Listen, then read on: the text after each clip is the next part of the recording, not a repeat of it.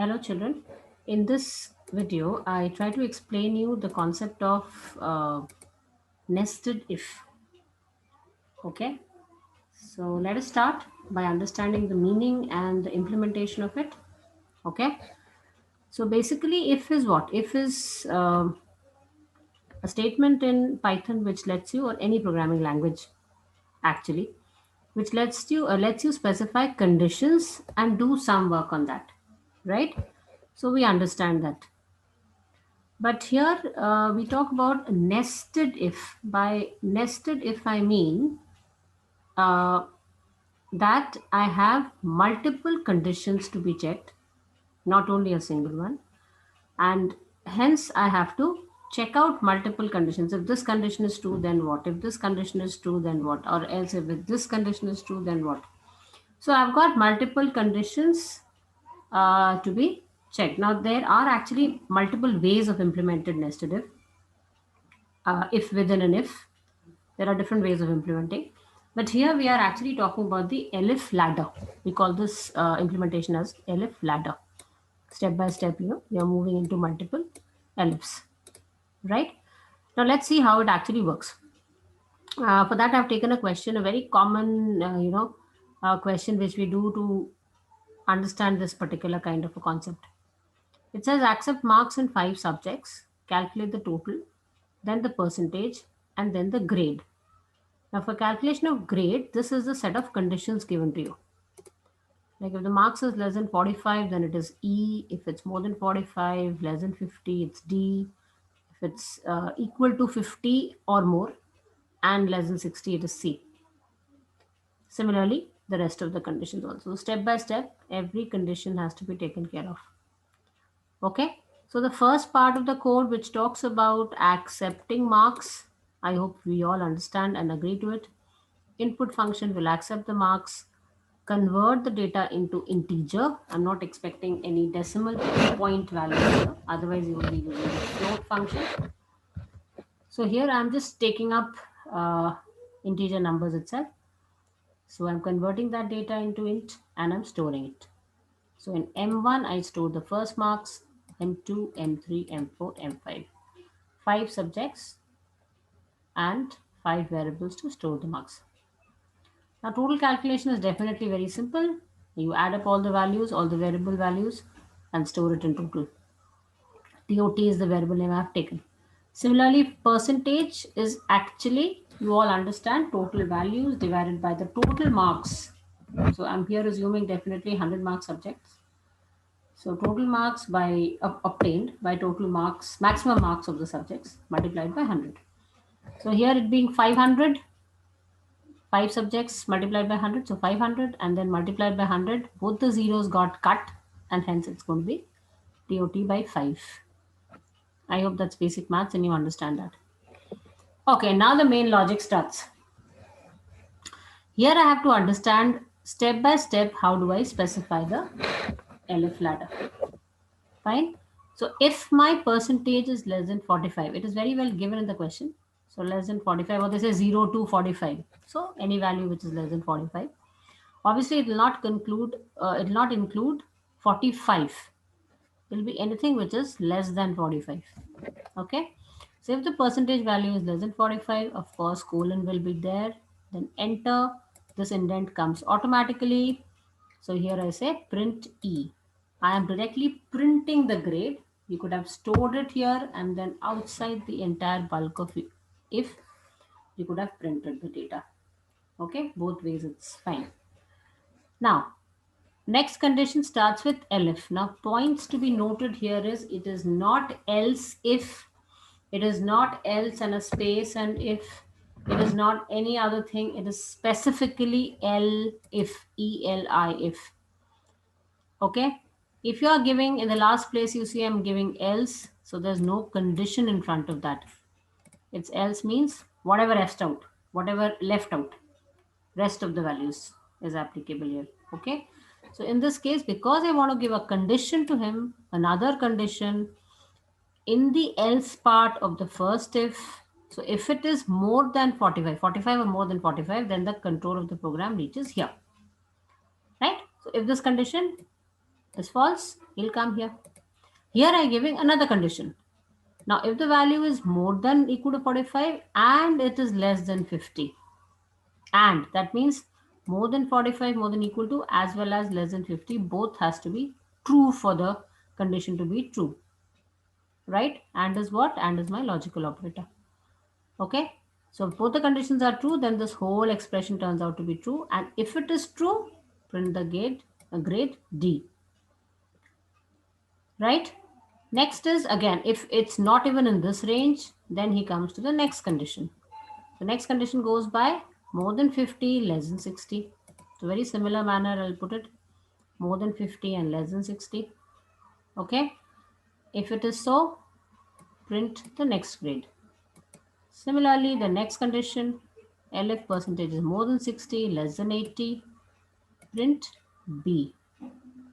Now, if it is something more than 80, more than or equal to 80, because up to less than 80 I have checked, that is up to 79 I have checked all the conditions applicable. Anything which is more than 80 as well as equal to 80, that will reach the thing here. Okay. Now, in order to say, when I say reach the thing here, I actually mean that how the control will go, where will the control of the program go. So in order to understand that, let's take an input as supposingly 74. Okay, supposingly the percentage value has come out to be 74. Now, how are the conditions being checked? Is the value of percentage less than 45? No. So it goes to the else part. In the else part, it finds another if. Is the value more than 45, less than 50? No, it's 74. It's not less than 50. So next it goes and check, is it more than 50, less than 60? I mean, more than equal to 50 and less than 60? No. Is it more than 60 and less than 80? Yes. So 74 lies in that particular range which I mentioned here. So hence it is going to print B. Now where does the control go after this? Will it go and check this else condition also? No, it will not check only. Okay. So in this entire if else if ladder, I think the major advantage which you get is that any one condition is true. Okay. After that condition is executed, the control of the program directly jumps out of the if structure, the entire if structure. Because they all work, every individual condition is working as a else of the above one, and the other below ones are else of the middle one, which I'm referring currently. So that means if this is true, obviously the rest can't be true. If this is true, obviously the rest can't be true, right? So if this is there, then after executing this part, I should be out, which is an automatic thing. You really don't have to specify anything to the system for that. That's how the if structure has been created. Okay, so let us run this code and see it once that it is working according to our specifications or not. So I ask for the first input, that is enter English marks. Supposingly I'm saying 80, 75, 39, 74. Okay, I'm not printing the total marks, I'm not printing the percentage, I'm directly printing the grade. Fine. So whatever the addition comes out to be based on the percentage, it is going and getting true at this point. Hence you are getting B and it is out after that. Okay. I hope this particular specification is clear, but I would like to just add on one more thing to it. Okay. Now, one is this way that you get the question. The ranges are specified to you. Okay. Another way these kind of questions are asked is this. The same question. Okay. Absolutely same question. But the way they have put it is like this. Less than 45 E. So this is the first condition which is same. Less than 50. Now when you check out less than 45 ke baad less than 50. So that means what? Something which is more than or equal to 45 but less than 50. So that becomes something obvious. And that obvious I put in my code also. there is no need to write this condition here, because when he will come to this if part, this else part rather, it is obvious that the value is more than or equal to 45, because if it would have been less than 45, then he wouldn't have reached this place only. He would have just executed this part and moved out, isn't it? So the lower limits here are not essential, because it is obvious he will come to that part only when the upper part, the upper condition is false. So hence the value has to be less than 60. I mean less than a particular, like here it's like less than 45. If it is less than 45, then he'll do this and move out.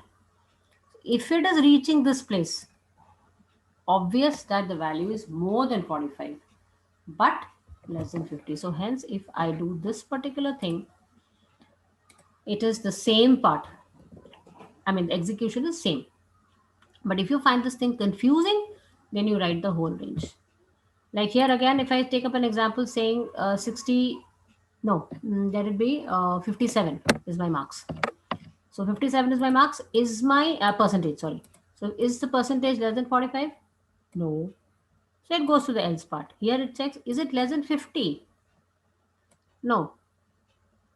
45 से छोटा नहीं है, 50 से भी छोटा नहीं है. 50 से यहाँ पे छोटा नहीं है का मतलब है that you're checking it's more than 45 and less than 50 or not, right?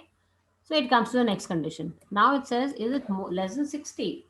Up 57 यहाँ पे will be getting true because it is less than 60.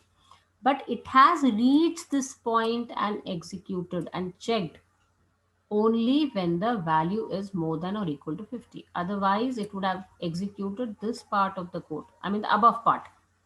Maybe the first condition or the second condition. Okay. So with 57 as the input, this part of the condition will become true. Hence, this part of the code will be executed, and after this, the control directly jumps out of the entire if structure. This could be 80 conditions also, 100 conditions also below this.